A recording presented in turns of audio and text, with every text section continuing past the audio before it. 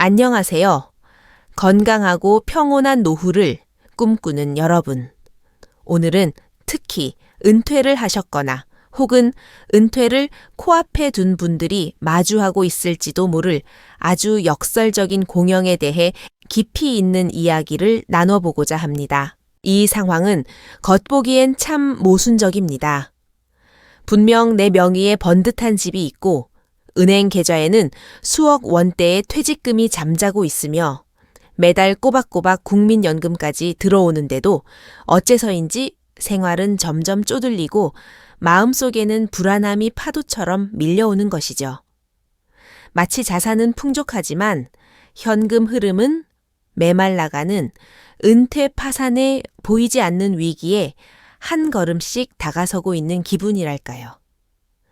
이것은 결코 겁을 주려는 이야기가 아닙니다.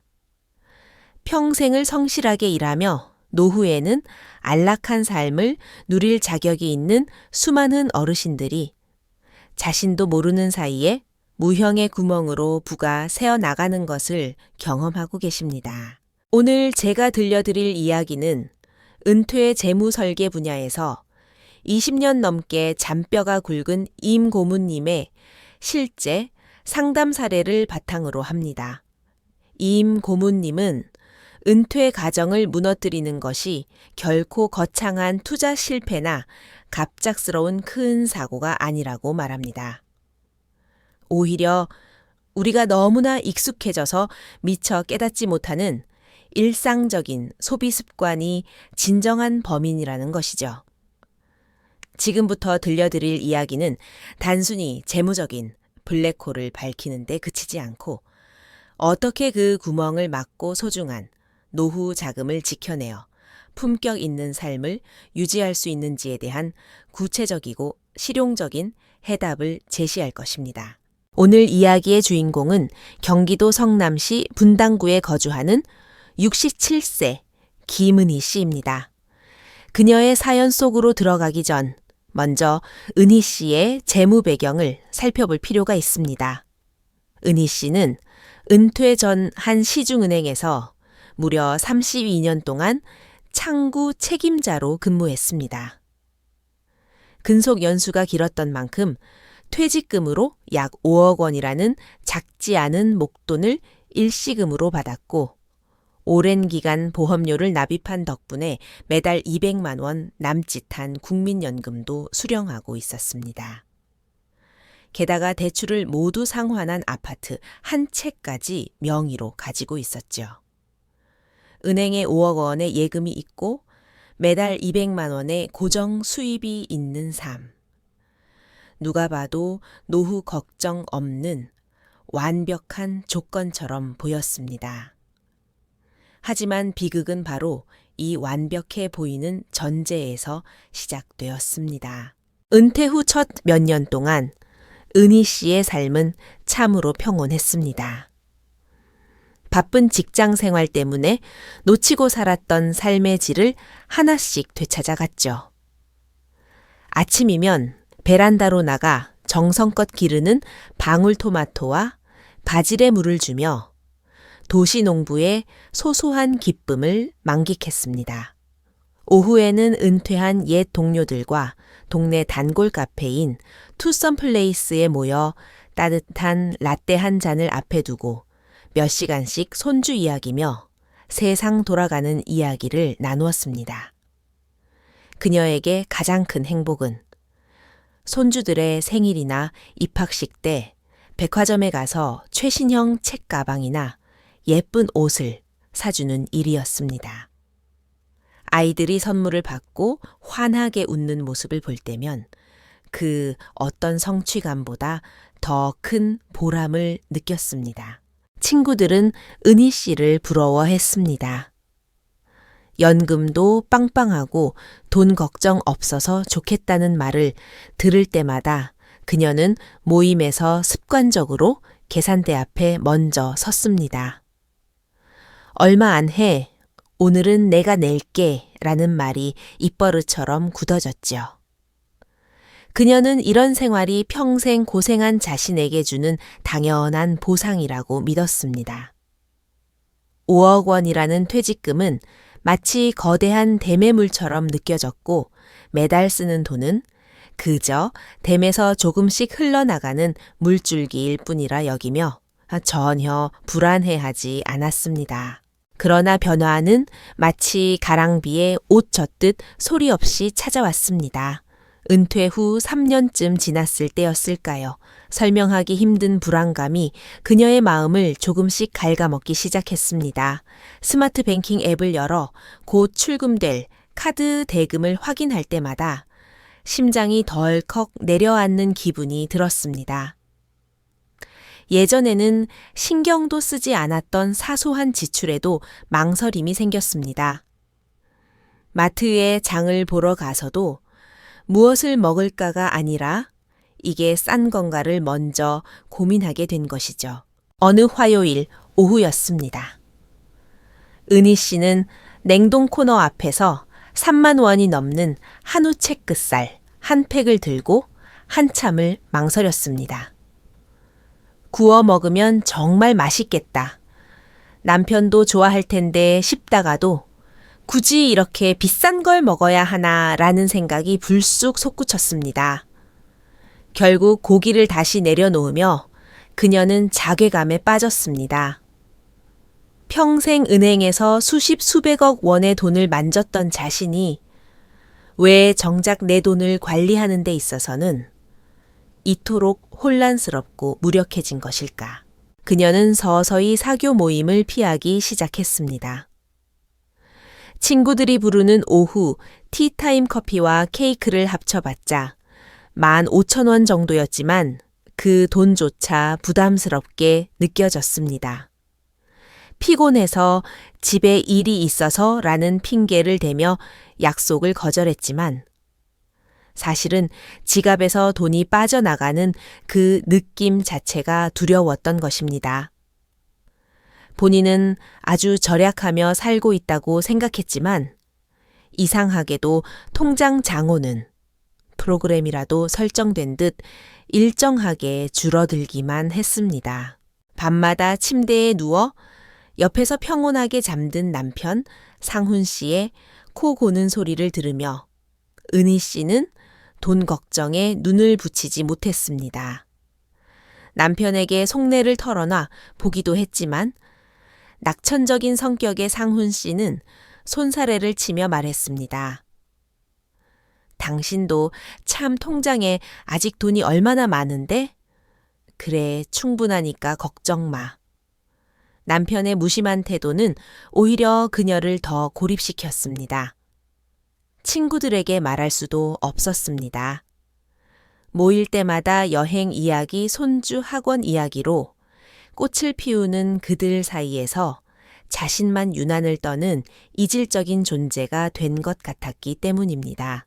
그러던 어느 날 새벽 꼬리에 꼬리를 무는 걱정 끝에 무서운 생각이 스쳤습니다.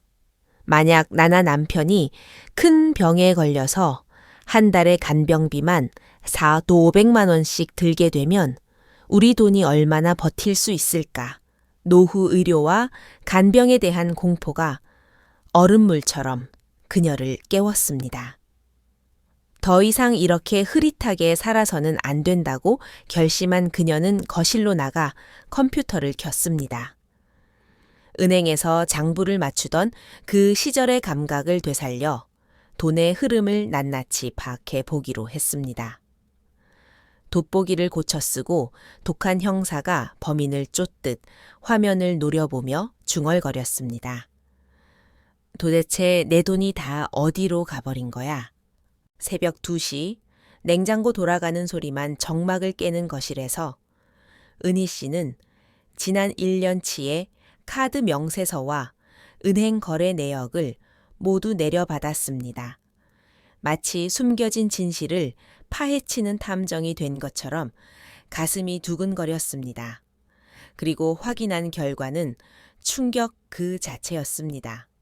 명세서는 그녀가 알지 못했던 소비의 민낯을 가차없이 비추고 있었습니다. 가장 먼저 눈에 띈 것은 배달의 민족과 쿠팡기츠 같은 배달 앱 지출이었습니다. 한 달 평균 시 5만 원이 넘었습니다. 밤에 출출할 때 혹은 요리하기 귀찮아 점심을 때울 때 스마트폰 몇 번 터치로 해결했던 그 간편함이 숫자가 되어 돌아온 것입니다. 다음은 편의점과 마트에서의 소액 결제였습니다. 카카오페이로 커피를 사고 장을 보며 슬쩍 집어든 군것질거리들, 손주 교통카드를 충전해준 비용들. 결제할 때는 통증이 거의 느껴지지 않을 만큼 미미한 금액이었지만 한 달치를 모으니 30만 원이 훌쩍 넘었습니다. 더 놀라운 것은 TV 홈쇼핑과 쿠팡 쇼핑 내역이었습니다. 한 달 평균 40만 원 이상. 남편이 낮잠을 자고 집안이 고요해지는 나른한 오후 공허함을 달래기 위해 채널을 돌리다 마주한 홈쇼핑 쇼호스트의 열정적인 외침에 그녀는 매번 무너졌습니다. 마지막 세트, 역대급 구성이라는 말에 마치 위로라도 받듯 주문 버튼을 눌렀던 것입니다. 여기에 본인도 잊고 있었던 구독 서비스라는 블랙홀이 있었습니다. 넷플릭스 유튜브 프리미엄은 물론이고 언젠가 무료 체험으로 신청했다가 취소하는 걸 잊어버린 클라우드, 저장 공간 경제지 유료 구독, 심지어 코로나 때 결제해두고 보지도 않는 온라인 요가 강의까지. 이 자잘한 비용들을 합치니 매달 시 5만 원이 넘는 돈이 소리 없이 통장에서 빠져나가고 있었습니다. 그녀는 종이 한 장을 꺼내 예전에는 당연한 지출이라 여겼던 인정비용, 렌칭회의용도 적어 내려갔습니다. 조카 결혼식 축의금, 이웃집 상가 조의금 등 경조사비가 1년이면 수백만 원에 달했습니다. 배달 15만 원, 소액 결제 30만 원, 쇼핑 40만 원, 구독료 15만 원, 여기에 기본적인 공과금과 식비 관리비를 더해보니 한 달 생활비가 무려 400만 원을 육박하고 있었습니다. 연금으로 들어오는 200만 원은 턱없이 부족했고 매달 200만 원씩 노후 자금인 예금을 헐어 쓰고 있었던 것입니다. 더 무서운 것은 지출 금액이 아니라 자신의 무감각함이었습니다. 창고를 뒤져보니 뜯지도 않은 홈쇼핑 상자들이 수북했습니다. 사놓고 잊어버린 수입, 냄비 세트, 고함량, 루테인 글루코사민 같은 영양제들. 같은 종류의 비타민을 며칠 간격으로 다른 채널에서 또 주문한 기록을 보며 은희 씨는 깨달았습니다. 문제는 돈을 적게 벌어서가 아니라 돈이 흐르는 감각을 완전히 상실했다는 사실을 말입니다. 자책감과 불안 속에 한 달을 보내던 중 그녀는 우연히 복지관에서 간견 포스터 하나를 발견했습니다. 당신의 노후 자금을 갉아먹는 소비 습관을 경계하라는 제목은 마치 번개처럼 그녀의 눈을 내리쳤습니다. 주저없이 간견장에 들어선 그녀는 자신과 비슷한 연배의 어르신들이 가득 모여 있는 것을 보았습니다. 다들 걱정과 혼란이 뒤섞인 표정이었고 그제야 은희 씨는 이 길 위에서 자신만 길을 잃은 것이 아니라는 묘한 안도감을 느꼈습니다. 강연자로 나선 임 고문님은 50대 중반의 신뢰감 있는 인상이었습니다. 그는 복잡한 도표 대신 나직하지만 힘 있는 목소리로 입을 뗐습니다. 여러분, 평생 고생하셨으니 이제 쉬어야지 생각하시죠. 하지만 기억하십시오. 이 시대에 노후 자금을 삼키는 것은 주식 투자 실패나 사기가 아닙니다. 바로 지난 30년간 뼛속 깊이 박혀버린 한 번도 고쳐보지 않은 여러분의 돈 쓰는 습관입니다. 임 고문님은 은퇴자들을 은밀한 빈곤으로 몰아넣는 3가지 치명적인 소비 패턴을 분석했습니다. 첫째는 작은 돈으로 사는 체면입니다. 직장에서 나름의 지위를 가졌던 분들이 은퇴 후에도 습관적으로 지갑을 먼저 여는 행위죠. 은희 씨는 얼굴이 화끈거렸습니다. 내가 연금 좀 더 받으니까 라며 냈던 그 밥값들이 사실은 자신의 미래를 갉아먹고 있었던 것입니다. 둘째는 공허함을 채우는 쇼핑입니다. 은퇴 후 늘어난 시간만큼 찾아오는 소외감과 지루함을 소비로 보상받으려는 심리입니다. 홈쇼핑 채널의 떠들썩한 분위기를 친구 삼아 결제 버튼을 누르던 은희 씨의 오후가 떠올랐습니다. 물건이 아니라 존재감을 샀던 것이죠. 셋째는 가장 위험한 자녀를 향한 끝없는 경제적 지원입니다. 부모 마음이 다 그렇다며 자녀의 아파트 보증금을 보태주고 손주의 학원비를 대주는 행위입니다. 은희 씨도 아들의 전세 보증금이 모자라다는 말에 선뜻 2천만 원을 보내주었고 손녀의 피아노 레슨비를 매달 보내주고 있었습니다. 하지만 임 고모님은 단호하게 말했습니다. 이것은 투자가 아니라 순수 소비이며 돌아오지 않는 지출입니다. 무엇보다 자녀가 자립할 기회를 박탈하는 일입니다. 부모가 뒤에서 다 받쳐주면 아이들은 스스로 서는 법을 잊어버립니다. 임 고모님은 마지막으로 경고했습니다. 지금 한 달에 100만 원씩 초과 지출하면 10년에 1억 2천만 원입니다. 여기에 물가 상승률을 고려하면 여러분의 퇴직금 5억 원은 15년 안에 바닥납니다. 80세가 되어 진짜 병원비가 필요할 때 통장이 비어 있다면 그보다 비참한 일이 어디 있겠습니까? 지금 브레이크를 밟지 않으면 늦습니다. 간견을 듣고 돌아온 은희 씨는 그날 밤 남편과 마주 앉아 가장 솔직하고 무거운 대화를 나눴습니다. 처음엔 유난 떤다던 상훈 씨도 낱낱이 기록된 가계부와 15년 후의 예측치를 확인하자 얼굴이 굳어졌습니다. 두 사람은 결국 결단을 내렸습니다. 30년 습관을 한꺼번에 고치기는 힘드니 임 고모님이 제안한 가장 중요한 3가지 작은 일부터 시작하기로 했습니다. 첫째 모임의 형식을 바꾸고 예산을 정했습니다. 꼭 만나고 싶은 친구들만 만났고 무조건 비싼 식당에 가는 대신 집에서 차를 마시거나 공원을 산책하는 쪽으로 유도했습니다. 요즘 재무 관리를 시작해서 외식을 줄이기로 했다고 솔직하게 털어놓자 놀랍게도 친구들은 비웃기는커녕 나도 사실 그게 고민이었다며 방였습니다. 진정한 우정에는 돈이 필요 없음을 깨닫는 순간이었습니다. 둘째 쇼핑에 24시간 냉각기를 도입했습니다. 사고 싶은 것이 생기면 무조건 장바구니에만 넣어두고 다음 날 다시 생각하기로 한 것이죠. 신기하게도 하루가 지나면 사고 싶어 죽을 것 같던 물건의 80%는 왜 사려 했는지조차 기억나지 않았습니다. 셋째 자녀 지원에 대한 엄격한 선을 그었습니다. 손녀의 피아노 레슨비 지원을 중단하기로 하고 딸에게 전화를 걸었습니다. 얘야 피아노는 너희 부부가 직접 책임지고 가르치는 게 좋겠다. 엄마는 이제 내 노후를 준비해야 할 것 같아. 딸의 목소리에서 실망감이 느껴져 마음이 아팠지만 은희 씨는 흔들리지 않았습니다. 아들의 차 수리비 요청해도 스스로 해결해 보렴. 이라며 단호하게 거절했습니다. 처음 몇 달은 자녀들과의 관계가 서먹해지는 것 같아 괴로웠습니다. 하지만 반년쯤 지나자 기적이 일어났습니다. 자녀들이 엄마 돈 좀이 아니라 엄마 요즘 건강은 어떠세요?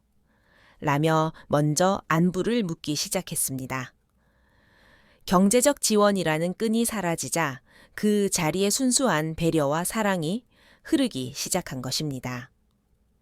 자녀들은 스스로 예산을 짜고 저축을 하며 부모의 도움 없이 살아가는 법을 배워 나갔습니다. 은희 씨가 이 3가지 작은 실천을 지속한 지 단 석 달 만에 그녀의 통장 잔고는 변화하기 시작했습니다. 매달 수백만 원씩 줄어들던 예금 잔고가 멈췄고 이제는 국민연금 안에서 생활하며 매달 50만 원씩 저축까지 할 수 있게 되었습니다. 돈이 주는 안도감은 생각보다 컸습니다.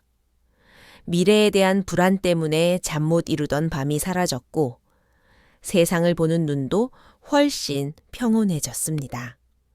베란다의 방울토마토는 더 붉게 익어갔고 친구들과의 수다도 돈 계산 걱정 없이 즐거워졌습니다. 사랑하는 여러분, 저는 오늘 이 글을 보시는 모든 분께 진심 어린 조언을 드리고 싶습니다. 지금 당장 자신의 재무 상태를 점검하십시오. 나는 아직 괜찮아 라는 생각은 은퇴 설계에서 가장 위험한 독약입니다. 시간은 우리의 자산인 동시에 가장 무서운 적입니다. 10년 뒤 물가 상승과 급증할 의료비를 생각한다면 지금 당장 이성적인 브레이크를 밟아야 합니다. 67세의 은희 씨도 30년 넘은 습관을 바꿨습니다. 여러분도 충분히 하실 수 있습니다. 오늘부터 이 3가지를 시작해 보십시오. 첫째, 사교와 외식 예산을 명확히 정할 것. 둘째, 쇼핑 전 24시간에 고민 시간을 가질 것. 셋째, 자녀를 향한 경제적 지원의 마지노선을 설정할 것. 여러분의 노후는 불안과 초조함이 아닌 존엄과 자신감으로 채워져야 합니다. 한 평생 흘린 땀의 결실이 사소한 습관들에 의해 허무하게 사라지게 두지 마십시오. 스스로 삶의 주도권을 되찾으실 때 진정한 안식이 시작될 것입니다. 은희 씨의 사연이 여러분의 마음속에 작은 울림이 되었기를 바랍니다. 오늘 이 이야기를 듣고 어떤 생각이 드셨나요? 특히 자녀 지원 문제에 있어 사랑과 의존의 경계를 어떻게 그어야 한다고 생각하시는지, 여러분만의 노후 자금 관리 비결이 있다면 댓글로 지혜를 나누어 주세요. 여러분의 경험 하나하나가 누군가에게는 큰 힘이 될 것입니다. 이 이야기가 도움이 되셨다면 주변의 소중한 분들과 공유해 주시고 우리 모두 품격 있고 평온한 후반생을 함께 준비해 나갔으면 좋겠습니다. 저는 다음에도 여러분의 삶에 깊은 통찰을 줄 수 있는 따뜻한 이야기로 찾아뵙겠습니다. 오늘도 평안하십시오.